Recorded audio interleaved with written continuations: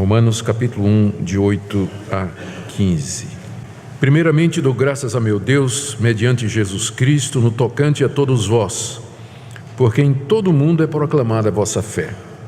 Porque Deus, a quem sirvo em meu espírito, no Evangelho de seu Filho, é minha testemunha de como incessantemente faço menção de vós em todas as minhas orações, suplicando que, em algum tempo, pela vontade de Deus, se me ofereça boa ocasião de visitar-vos. Porque muito desejo ver-vos, a fim de repartir convosco algum dom espiritual, para que sejais confirmados, isto é, para que em vossa companhia, reciprocamente, nos confortemos por intermédio da fé mútua, vossa e minha. Porque não quero, irmãos, que ignoreis que muitas vezes me propus ir ter convosco, no que tenho sido até agora impedido, para conseguir igualmente entre vós algum fruto, como também entre os outros gentios. Pois sou devedor, tanto a gregos como a bárbaros, tanto a sábios como a ignorantes. Por isso, quanto está em mim, estou pronto a anunciar o Evangelho também a vós outros em Roma. Até aqui a leitura da Palavra de Deus. Vamos orar, pedir que o nosso Deus nos oriente na compreensão da sua Palavra. Senhor, nós queremos pedir que Teu bendito Espírito Santo aplique a Tua Palavra aos nossos corações. Nós sabemos que sem a atuação dEle em nós, nós seremos apenas ouvintes da Palavra, mas nós queremos que ela seja implantada profundamente em nosso coração e produza fruto para a vida eterna. Oramos por transformação, renovação, iluminação, compreensão, conforto. Enfim, Senhor, como o Senhor nos conhece, dá-nos de acordo com a necessidade e que Tua Palavra, Senhor, seja instrumento nessa noite para a edificação do Teu povo, trazendo assim glória ao Teu nome. É o que nós te pedimos, orando também por outras igrejas, onde nesse momento também Tua Palavra está sendo pregada, para que ela se propague por esse país tão querido e tão carente. Em nome de Jesus. Amém. Meus irmãos, na mensagem anterior, nós vimos porque o apóstolo Paulo escreveu essa carta. Ele estava no final da sua terceira viagem missionária, depois de muitos anos pregando na bacia do Mediterrâneo, e ele tinha colocado os olhos na Espanha, que era um campo onde Cristo não havia sido ainda anunciado. Então ele planeja chegar até a Espanha, e no caminho para a Espanha está exatamente a igreja de Roma, que ele não havia fundado, mas na qual havia muitos conhecidos. Paulo não era oficialmente conhecido da igreja de Roma, embora tinha amigos lá. E o plano de Paulo era terminar um projeto que ele havia começado àquela altura, que era ir até Jerusalém, levar uma oferta que ele tinha levantado para os cristãos pobres da Judeia, e de lá de Jerusalém ele pegaria o navio para ir para Roma, onde pretendia passar algum tempo com os cristãos de Roma e de lá ser enviado por eles para a Espanha, onde Paulo pretendia pregar o Evangelho naquela região. Só que ele, como eu disse, não era conhecido oficialmente da igreja e, além disso, corriam boatos a respeito do apóstolo Paulo em Roma, especialmente por conta da grande comunidade de judeus que havia na cidade. Os judeus, desde o início, perseguiram o apóstolo Paulo. E a fama de Paulo entre a comunidade judaica era de alguém que havia apostatado do judaísmo, abandonado a sua religião, havia traído a religião dos seus pais, havia negado Moisés, falava contra o templo, falava contra a lei de Deus, obrigava os judeus a não mais circuncidar os seus filhos, dizia que Israel não era mais o povo de Deus. Havia muita fofoca, muita crítica acontecendo entre os judeus a respeito do apóstolo Paulo. E ele sabe que quando chegasse em Roma, ele haveria de enfrentar opositores, devido à quantidade de judeus que havia em Roma e ao fato de que a igreja de Roma era também composta por judeus. Então, ele resolve escrever essa carta, que nós conhecemos como a Carta aos Romanos, a caminho de Jerusalém, mas com os olhos voltados para Roma, onde ele explica o evangelho que ele prega, ele responde já algumas das críticas que ele sabe que ele vai receber, e ele aproveita para tratar de alguns assuntos pastorais que ele sabe que a igreja de Roma precisava, como por exemplo o relacionamento entre judeus e gentios. Ele começou a carta falando a respeito de si mesmo e do evangelho que ele prega, conforme nós vimos na última mensagem. Ele falou que o evangelho que ele prega é o evangelho de Deus, não foi ele que inventou essa mensagem, e que o evangelho é uma promessa antiga que Deus fez através dos profetas de Israel e que ele está cumprindo agora na pessoa de Jesus de Nazaré.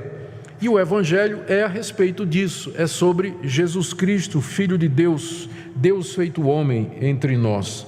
E esse evangelho deve ser pregado em todo o mundo. Por isso Paulo tem interesse de ir até Roma e de lá até a Espanha. Aqui na sequência do verso 8 a 15, tudo isso que eu disse foi do verso 1 até o verso 7.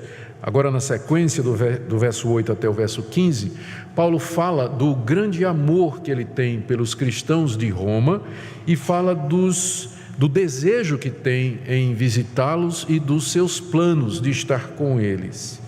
E ao fazer isso, Paulo revela um coração amoroso, pastoral, preocupado, e nos dá acesso ao espírito daquele que é e foi o maior missionário de todos os tempos do cristianismo.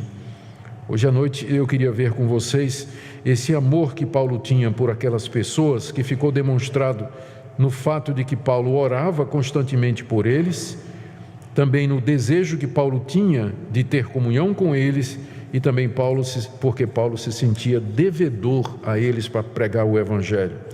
O meu alvo ao fazer essa exposição é tentar aprender com o apóstolo Paulo o que é ser crente. O que é que significa ser um crente piedoso?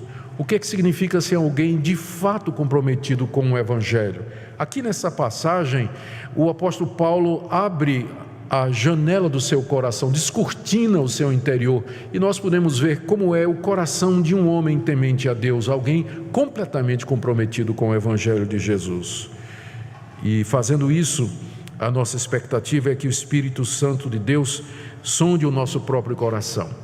E usando Paulo como exemplo, também nos oriente, nos corrija, nos conforte e nos encoraje a viver uma vida que sirva a Deus com tal intensidade como o apóstolo Paulo.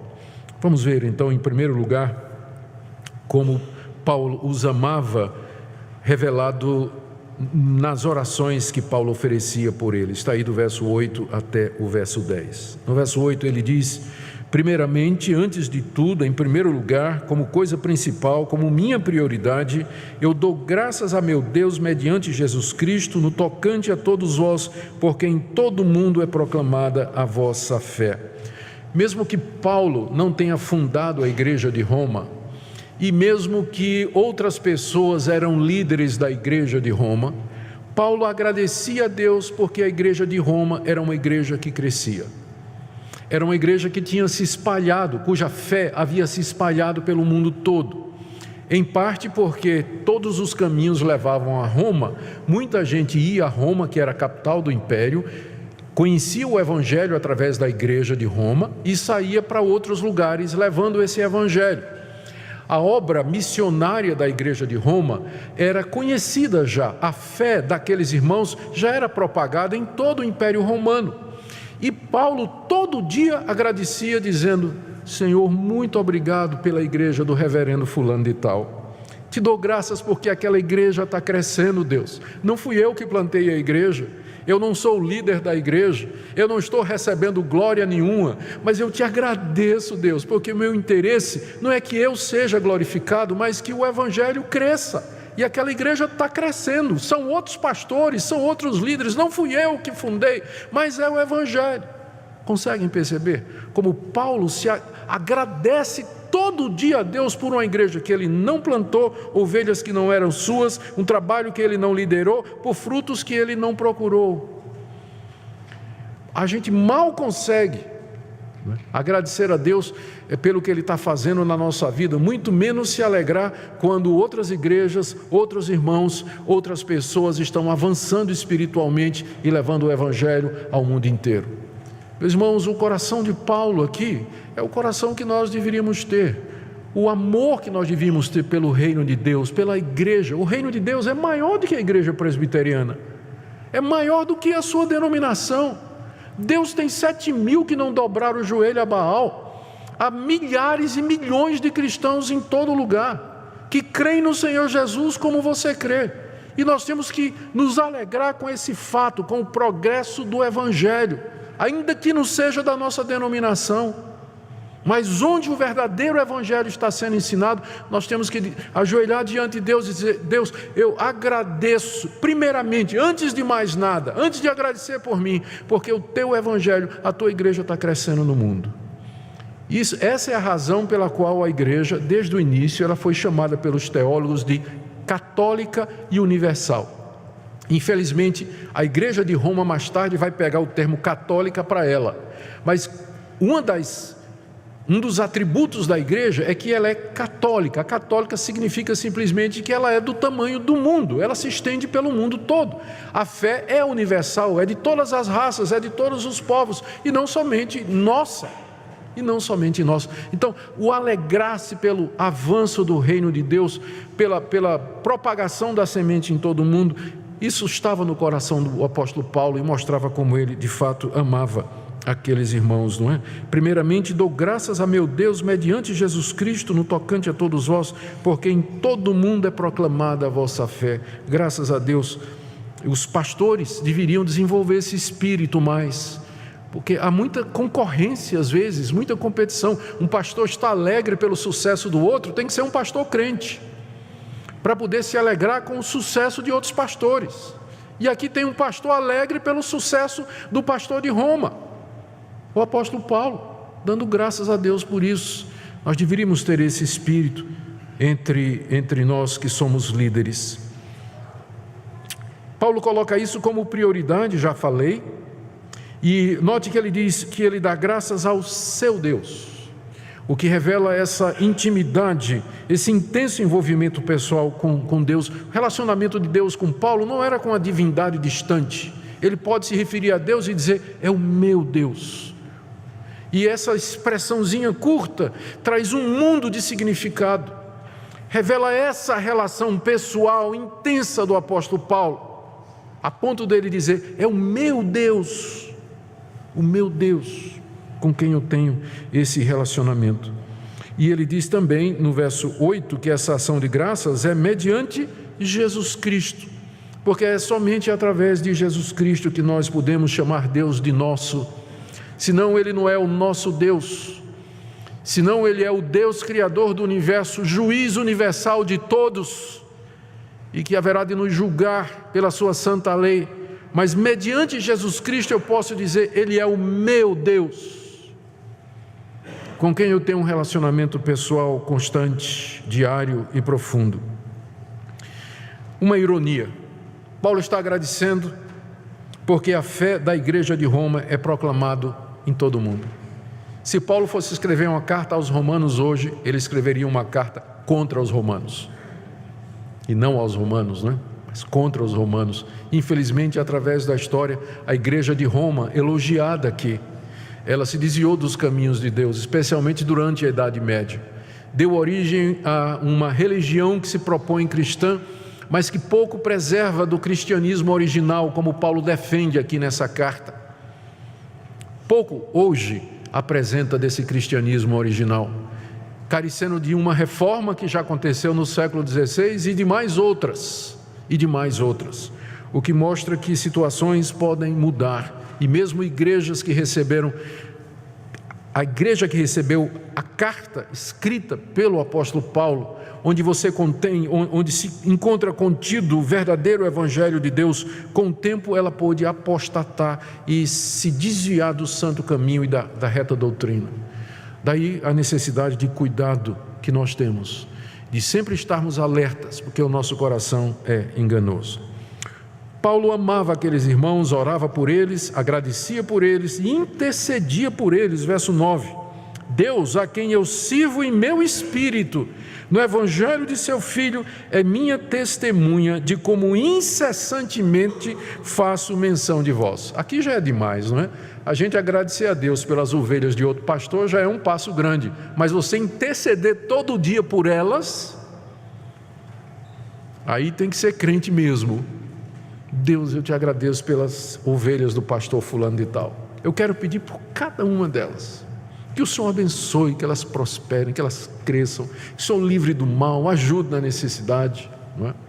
E Paulo nem conhecia esse pessoal, mas diariamente, diz aqui, incessantemente ele fazia menção dos crentes de Roma em suas orações. O problema é que a gente nem ora, não é? Quanto mais orar desse jeito, a gente nem ora, quanto mais orar desse jeito.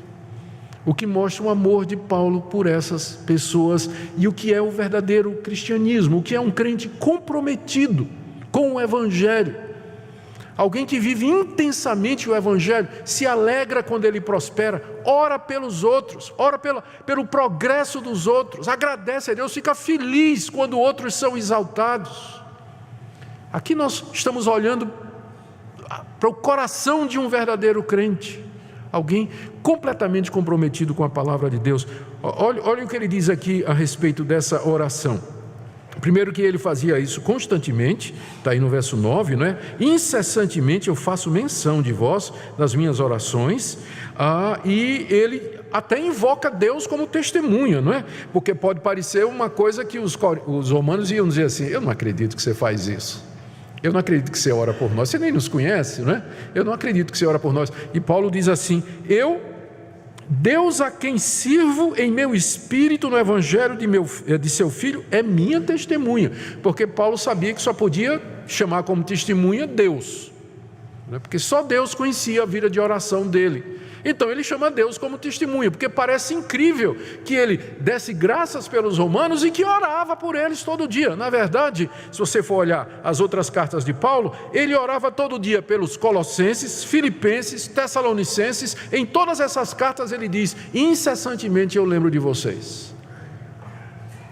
Era um homem de oração que amava o povo de Deus, que tinha interesse pelo povo de Deus. Note como ele se refere a Deus aqui, ó. Ele diz: eu chamo Deus como testemunha, o Deus a quem eu sirvo. A palavra servir aqui é de onde vem a palavra que significa serviço religioso. Então Paulo aqui está dizendo: esse Deus que é o meu Deus, a quem eu sirvo, a quem eu sirvo como um sacerdote, é isso que quer dizer. A quem eu ministro todo dia, a quem eu me achego para servir, para oferecer louvores em meu coração e minha vida. Deus a quem sirvo. E ele diz: eu sirvo em espírito. Talvez ele tenha feito isso de propósito, para contrastar com o judaísmo e as suas exigências externas, o legalismo judaico, ou para contrastar com a religião dos romanos e dos gregos, que era muito ritualista. Paulo está dizendo que o serviço que ele presta ao Deus dele é um serviço com o seu espírito, o interior, lá de dentro. Portanto, é sincero, não é algo de fachada, não é algo dissimulado para as outras pessoas verem, mas é algo que parte do seu coração. Esse é o verdadeiro cristianismo, que ele vem de dentro. Você serve a Deus no espírito. É claro que isso vai mudar a sua vida, né? A partir do seu coração, mas é lá no coração, na alma, no espírito que está a sede das nossas afeições religiosas, e é lá onde Deus se entroniza através de Jesus Cristo, e onde o Espírito Santo habita. É daqui, interiormente, com o nosso coração, que nós servimos a Deus. Os atos religiosos externos, participar de um culto como hoje à noite, levantar para cantar, depois trazer dízimos e ofertas, ou participar da confissão pública, essas coisas são boas e necessárias, mas isso não faz de você um cristão. Se isso não for no seu espírito, lá de dentro, Deus a quem sirvo no meu espírito.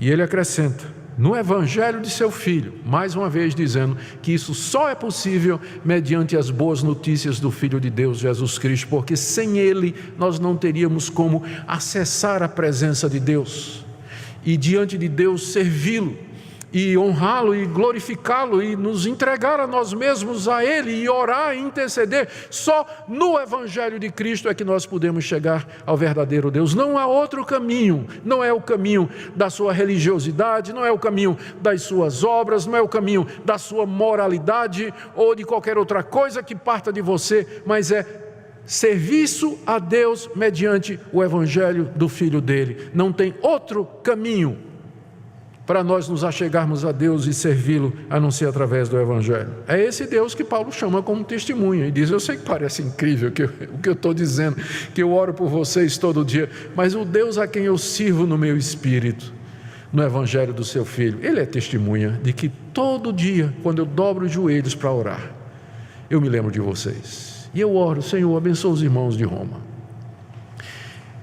ajuda-os. Roma, centro do império, capital daquele estado poderosíssimo, onde os cristãos estavam sujeitos à perseguição, havia a ameaça dos próprios judeus, situação difícil, no meio dos pagãos. Senhor, abençoa aqueles irmãos lutando para viver a vida cristã ali. Paulo fazia isso todo dia.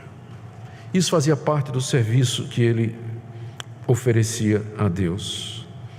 E não somente isso, vai mais, Paulo não somente dava graças por eles, não somente orava por eles, mas Paulo dizia: Deus, um dia eu quero visitar esses irmãos, um dia eu quero estar com eles. Verso 10: em todas as minhas orações, suplicando que em algum tempo, pela vontade de Deus, se me ofereça boa ocasião de visitar vocês. Então, ele não era do tipo assim: estou orando por aqueles irmãos, mas eu não quero eles lá em Roma e eu aqui em Jerusalém, né? O amor de Paulo era tão concreto e real que ele, na verdade, ele queria estar com aqueles irmãos.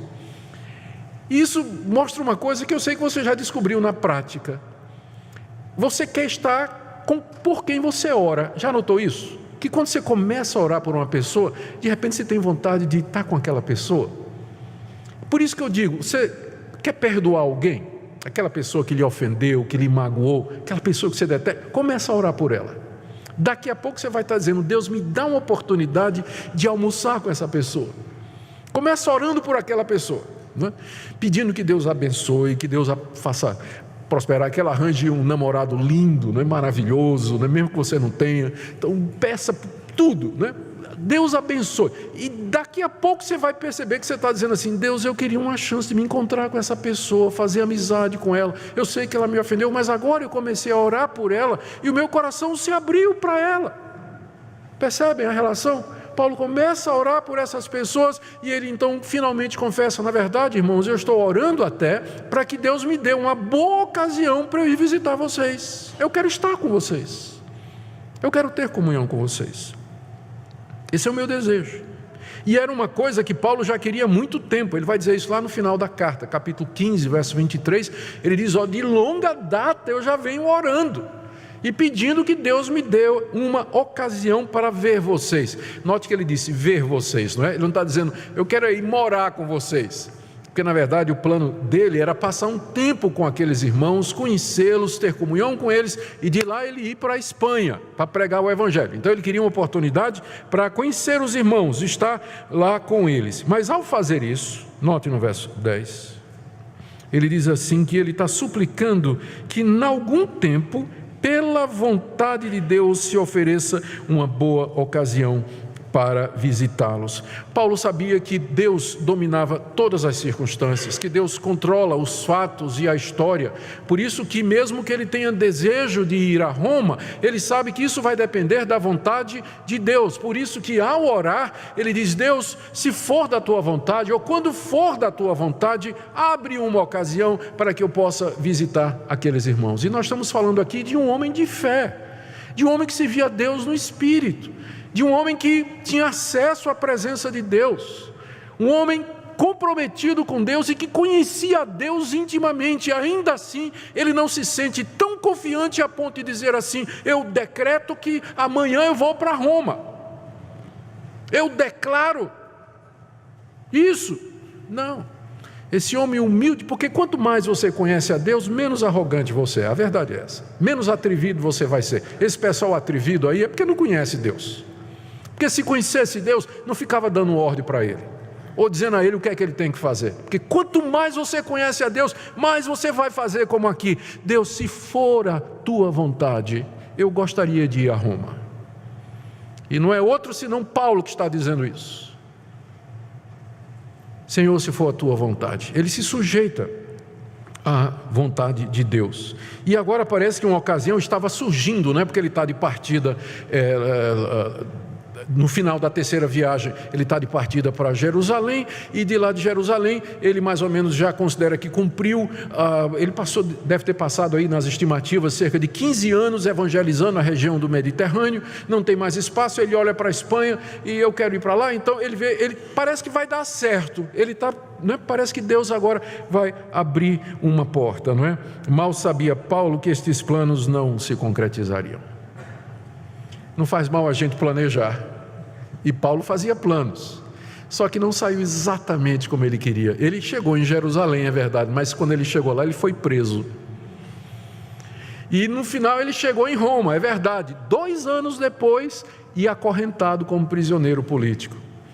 E essa cidade que ele tanto amava e queria tanto ver, foi o palco da sua morte no ano 64, quando o imperador Nero mandou cortar sua cabeça na Via Ápia. Os planos nem sempre são como a gente quer. Não custa fazê-los e dizer, Deus, se for a tua vontade. Era que Paulo fosse a Roma, mas não era exatamente como Paulo queria. Não era exatamente como Paulo queria. Aqui vemos, queridos, esse amor de Paulo por estes irmãos, cuja maioria ele não conhecia, de uma igreja que ele não fundou e com quem ele queria, de fato, ter um tempo e conhecê-los. Então, é dessa forma, em primeiro lugar, que Paulo mostra o amor dele para com aqueles irmãos. Mas é mais, né? Eu disse que Paulo desejava ter comunhão com eles. Versos 11 a 13. Ele diz no verso 11 que queria estar com eles e ministrar para eles. Verso 11, muito desejo ver-vos, a fim de repartir convosco algum dom espiritual, a fim de que sejais confirmados. Ou seja, eu queria ver vocês e, estando aí com vocês, oferecer a vocês aquilo que Deus me deu. Eu sou um mestre da palavra, eu sou um apóstolo, um pregador, e eu queria confirmar a fé de vocês. Vocês já são cristãos, vocês já aprenderam o evangelho, mas Deus me deu dons, Deus me deu habilidades, e eu quero usá-las para abençoar a vida de vocês. E logo em seguida, para os romanos não pensarem que Paulo assim é alguém que está dizendo, olha, eu vou aí abençoar vocês, né? Eu vou ensinar e vocês vão aprender. Em seguida ele diz, no verso 12, isso ele se explica, para que em vossa companhia, reciprocamente, nos confortemos por intermédio da fé mútua, vossa e minha. Né? Então ele já corrige para não dar uma má impressão. Não é assim, eu quero ir aí porque eu quero pregar para vocês, porque eu vou ensinar e vocês vão aprender. Diz, não, na verdade eu quero ir aí para que nós nos confortemos mutuamente. Primeiro, vocês observando a minha fé, observando os dons que Deus me deu, eu posso ministrar a palavra a vocês, e eu me sentindo encorajado com a fé que vocês têm, me sentindo animado, disposto a continuar, vendo a obra de Deus no meio de vocês. Ou seja, Paulo não era, apesar de ele ter chegado àquela estatura, ele nunca se via como tendo chegado a um ponto em que ele não podia ser ministrado por outra pessoa. Nós nunca chegaremos a um ponto em que nós não precisamos ser ministrados por outras pessoas, abençoados por outras pessoas. E não existe alguém tão pobre de dons espiritualmente que não tem alguma coisa para dar a outro. Sempre alguém pode se beneficiar da sua presença, da comunhão contigo, passando um tempo com você. Nessa comunhão, Paulo queria fortalecer aqueles irmãos e ele mesmo ser fortalecido para pregar o evangelho em todo mundo. Ele ansiava pela comunhão dos irmãos. Eu não entendo como ainda tem desigrejado. Você sabe o que é o desigrejado, não é? Alguém que quer ser crente, mas não quer igreja. Paulo queria igreja. Se tinha alguém que podia ser desigrejado, era Paulo, não é? Porque o relacionamento com Deus era tão profundo. Mas ele queria ir para Roma, para ter comunhão com aqueles irmãos que ele nem conhecia. Queria participar da vida comunal com eles, ministrar e ser ministrado. confortar e ser confortado. Quando a gente insiste com vocês a necessidade da igreja, nós não estamos fazendo isso para ver a igreja lotada, banco cheio, oferta subindo, números. Não é esse o nosso interesse. É porque a gente sabe que você não pode ser crente se você não tiver a comunhão dos santos. Você precisa da comunhão dos santos, dos irmãos. Você precisa de um ambiente onde você pode ser edificado, ministrado, confirmado e onde você pode exercer seus dons espirituais. Está muito claro isso aqui. Esse anseio de Paulo de querer estar com os irmãos para essa edificação mútua. É um movimento triste esse que está acontecendo no mundo todo, chamados de desigrejados, que querem a Cristo, mas não querem a noiva de Cristo, que é a sua igreja. E não somente Paulo queria ser confortado por eles, ele diz no verso 13, que muitas vezes, irmãos, eu me propus ir até com vocês, no que tenho sido até agora impedido, para conseguir igualmente entre vós algum fruto, como também entre os outros gentios. O interesse de Paulo, além da comunhão com eles, era obter algum fruto do seu trabalho entre os romanos, e não só entre os romanos, ele diz, mas entre os outros gentios, a saber, os espanhóis, a quem Paulo pretendia pregar o evangelho. Ele queria isso, a vida dele era voltada para isso, ver o fruto do evangelho florescer entre os povos, aonde ele pudesse chegar com o evangelho. Era esse o seu plano, e nisso ele tinha planejado ir muitas vezes, diz aí o verso 13, só que ele tinha sido impedido.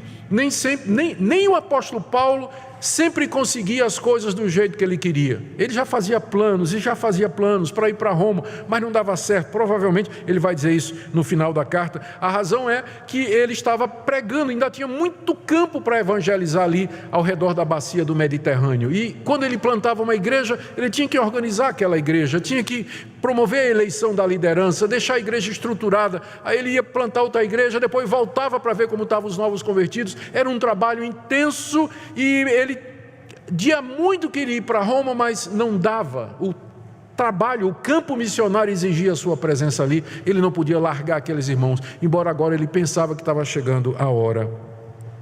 Aqui você vê o grande apóstolo Paulo ansiando e desejando a companhia dos crentes para consolo, conforto e busca do fruto espiritual. Que seja de lição para nós. O último ponto está do verso 14 a 15. Estamos falando de que maneira Paulo revela o seu amor por aqueles irmãos, orando por eles, querendo ter comunhão com eles, e em terceiro lugar, Paulo se sentia devedor a eles. Versos 14 e 15, eu sou devedor tanto a gregos como a bárbaros, tanto a sábios como a ignorantes, por isso quanto está em mim, estou pronto a anunciar o evangelho também a vós outros em Roma. Paulo se sentia devedor por alguns motivos. Primeiro, porque ele foi salvo pela graça de Deus. Ele era um fariseu arrogante, um religioso prepotente, cego pelo legalismo da sua religião, cheio de ódio contra Cristo e contra os seus seguidores. E um dia a graça de Deus o alcançou sem mérito, sem favor, sem merecimento da parte de Paulo. Mera misericórdia de Deus. Deus aparece em Cristo Jesus no caminho de Damasco e o fariseu é transformado. Então Paulo foi salvo pela graça, e quando nós somos salvos, quando nós entendemos o amor de Deus por nós, a gente se sente devedor dos outros, não é verdade? Se Deus me deu essa graça de me perdoar os meus pecados e me aceitar, então eu me sinto em dívida para com as outras pessoas, para que elas também que elas experimentem também essa graça e essa misericórdia, né? Alguém já disse que evangelizar é um mendigo dizer a outro onde é que ele encontrou pão.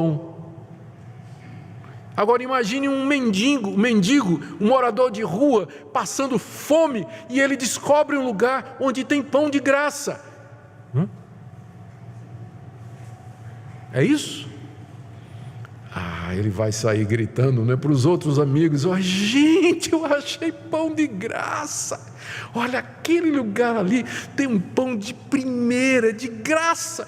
Ele se sente devedor, porque ele recebeu gratuitamente, misericordiosamente, aquilo que ele precisava da vida. Ele se sente em dívida. Se ele não contar para ninguém, ele vai se sentir um egoísta, ele vai se sentir culpado de que outras pessoas vão morrer sem pão, quando ele tem o pão e sabe onde encontrar. Por isso Paulo diz: eu sou devedor, porque a graça do Evangelho me alcançou. Eu não posso ser outra coisa, eu não posso sentir outra coisa, porque eu recebi o perdão de pecados. E ele diz então que por isso, né, ele se sente devedor a gregos e a bárbaros. Aqui só uma curiosidade: a palavra bárbaros tem origem, como é o nome daquela figura de linguagem? Por exemplo, clique, tem um nomezinho, né? É que a gente dá uma palavra a partir do som, é onomatopeia. Então, clique, não tem a palavra clique, mas porque faz aquele barulho, clique, a gente criou o verbo clicar, né? Clicar. Os gregos se julgavam superintelectuais, a nata do universo, a raça nobre. Isso a partir dos esforços de Alexandre o Grande, com a expansão da helenização cerca de 250 anos antes de Cristo, que dominou todo o império até que os romanos tomaram conta. Mas os gregos se achavam superior, e grego era a língua falada por todo mundo, era a língua dos educados. Quando vinha uma pessoa de outra nação que não falava grego, os gregos escutavam ele dizendo bar. Daí criaram a palavra bárbaro. Bárbaro era quem não falava grego e era considerado ignorante. E entrou para a nossa língua exatamente por isso, né? Fulano é um bárbaro, né? Quer dizer, um rude, um ignorante, exatamente do bárbaro, porque o grego não, né? Ele não entendia, né, o que é que esses povos falavam, e então chamava de bárbaros, né? Gente que não fala grego, portanto ignorante, né? Gentinha, né? Não fala grego. Paulo então está usando o idioma da época, está usando uma palavra que era muito conhecida na época. Ele diz: eu sou devedor tanto a gregos quanto aos não gregos, aos bárbaros, estes que os gregos menosprezam. Porque para Paulo não tem diferença, todos pecaram e carecem da glória de Deus. A prova do que eu estou dizendo é que em seguida ele fala: tanto há sábios, que são os gregos, como há ignorantes, que são os bárbaros. Então ele diz: eu sou devedor à humanidade toda. Por quê? Porque não há um justo, não há um sequer. Todos pecaram e carecem da glória de Deus. E só no Evangelho de Jesus Cristo, gregos e bárbaros podem encontrar a salvação. Então eu me sinto devedor, não é a um ou dois não, aos meus amigos. Eu me sinto devedor a cada pessoa que mora nesse mundo. Me sinto devedor, porque eles estão perdidos, e eu sei onde tem pão, eu sei onde encontrar perdão, eu sei onde há graça e misericórdia. Por isso que ele diz, verso 15, que ele está pronto a ir anunciar o Evangelho também a vocês que estão em Roma. Queridos, o que é que nós podemos aprender aqui? Deixa eu tentar fazer um resumo aqui de alguns pontos, e depois eu quero trazer algumas aplicações práticas para nós. Primeiro, a gente não cansa de se maravilhar com o poder do Evangelho.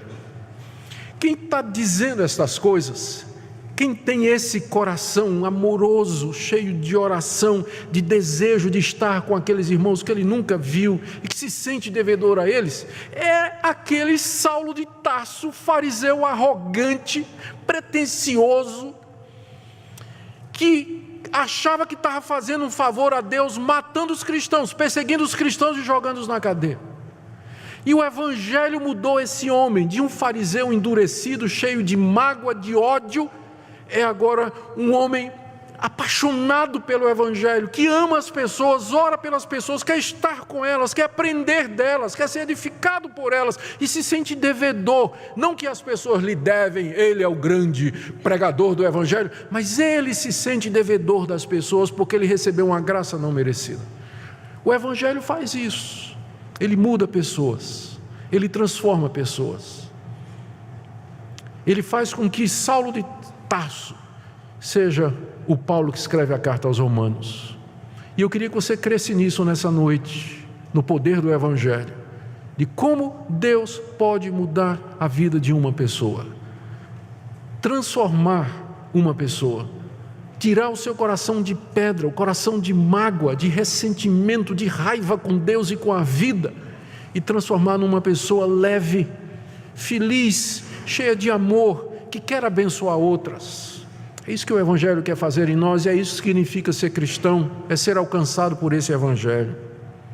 Segunda coisa, aqui nós aprendemos o que é de fato uma vida piedosa espiritual, o que é uma pessoa comprometida com o Evangelho. Era a vida de Paulo, não é porque ele era apóstolo não. Se Deus não tivesse chamado ele para ser apóstolo, mas para ser um fazedor de tendas, ele teria esse mesmo coração, de servir a Deus, buscar a Deus, orar pelos outros, se interessar pelas pessoas, querer ter comunhão com elas e, quanto puder, abençoá-las com os dons que ele recebeu. Compare isso com sua vida. Nós aprendemos também desse texto a importância de estarmos em comunhão. Quando a gente insiste com a igreja, venha para os cultos, é importante. Durante a semana, participe de um grupo de estudo bíblico, um grupo de discipulado, procure irmãos para você ter comunhão. Nós não estamos fazendo isso por outra razão, a não ser porque é bíblico. É bíblico a comunhão dos santos. Nós estarmos juntos, nos ministrarmos uns aos outros, aprendermos uns com os outros, crescermos juntos. A igreja é um corpo, você faz parte de um organismo vivo. As metáforas que a Bíblia usa para a igreja, todas elas nos dizem isso. Nós somos galhos de uma árvore, pedras de um edifício. Fazemos parte dessa coletividade. Quarta coisa, a obrigação de pregar o Evangelho. Se você foi alcançado pelo Evangelho, por que é que você não se sente devedor? Se você sabe o caminho para Deus, você não se sente na obrigação a dizer isso para outra pessoa? Eu sei que há dificuldade natural do temperamento, às vezes você não tem palavra, o mundo de hoje é muito complexo para você. Se você disser assim, Jesus Cristo salva, cada uma dessas 3 palavras você vai precisar explicar. Aqui Jesus você se refere, o que Cristo você se refere, o que é que significa salvar? Eu sei. Mas há ferramentas, há métodos, há meios, há caminhos para que você possa compartilhar a sua fé e dizer, ou pelo menos se você não consegue dizer a ninguém, você pode dizer, eu queria convidar você para ir na minha igreja. Mesmo que você não consiga explicar o Evangelho para alguém, mas você pode fazer um convite. Você pode dizer, olha, a minha igreja tem pregações e tudo, é www.pipg.org. Tá, tem programa tal, ou então em tal lugar tem um site que você pode... Então, eu não sei explicar a minha fé, mas está aqui um Novo Testamento aqui para você. Tem um folheto aqui para você. Na saída ali, na bancada ali, tem um stand cheio de folheto. É de graça, pode pegar e levar. Então, há muitas formas de você dizer onde tem pão. Há muitas formas de você dizer. E finalmente lembremos de que a gente pode fazer planos, mas a resposta final é de Deus. Paulo não tinha a menor ideia de como é que ele ia para Roma. Ele foi, mas não foi bem como ele estava pensando. Mas Deus afinal cumpriu os seus planos, porque preso em Roma, Paulo escreveu Efésios, Filipenses, Colossenses e a carta de Filemão. Se ele tivesse solto, nós estaríamos privados dessas cartas. Mas lá da prisão, ele abençoou muito mais gente do que se ele tivesse seguido os planos dele. Ele evangelizou não somente... A gente não sabe nem se Paulo teve na Espanha, provavelmente nem foi para a Espanha, mas ele chegou lá de outra maneira, através dos seus escritos e das cartas da prisão. Porque o nosso Deus é soberano e Ele reina, e é a Ele que a gente quer servir. Que Deus nos ajude, irmãos, a que diariamente nós tenhamos um tempo para servir a esse Deus. Que Ele nos dê graça de buscar comunhão com os demais irmãos. Que Ele nos dê a graça de testemunhar do Cristo vivo, porque nós somos devedores a todos os homens desse Evangelho. Amém. Ó Deus, eu queria muito ser como o apóstolo Paulo. Eu queria ter esse coração de amor, de compaixão. Eu queria aprender mais a Te servir no meu espírito. Eu queria entender mais a profundeza do Evangelho, Deus. Eu já sou crente há tanto tempo, mas eu sinto que nem comecei. E quando eu penso nos jovens que estão aqui, tem tanta coisa pela frente, alguns deles desperdiçando a oportunidade, gastando o dia, Senhor, fazendo coisas que não têm repercussão nenhuma para a eternidade. Há tanto a conhecer, tanta gente por quem orar, tantas oportunidades de testemunhar. Senhor, me faz um crente melhor, Oro também pelo povo que o Senhor colocou nessa igreja, que me deu a responsabilidade de pastorear junto com meus irmãos presbíteros e pastores. Nos ajuda a nós mesmos a dar o exemplo de compromisso, de piedade, de devoção. Não permita que nenhum desses que estão sob o nosso cuidado se perca, mas que eles possam entender o Evangelho na sua plenitude e amar-te. Senhor, a gente não pode alcançar essa cidade sozinhos, mas se eles lembrarem que são devedores, se cada um deles, onde estiver, disser onde tem Evangelho, onde tem perdão, nós veremos Tua palavra se espalhando nessa cidade. Ajuda essa igreja e as demais igrejas, ó Deus, aqui, nessa região. Levanta pastores segundo o Teu coração, presbíteros segundo o Teu coração, diáconos segundo o Teu coração, professores de escola dominical, líderes de grupos, líderes das senhoras, de jovens, Senhor. Derrama Teu Espírito Santo sobre a Tua igreja, dá-nos um verdadeiro avivamento espiritual, um despertamento para que nós Te sirvamos de todo o coração. Aplica essa palavra ao coração do Teu povo, é o que nós pedimos em nome de Jesus. Amém.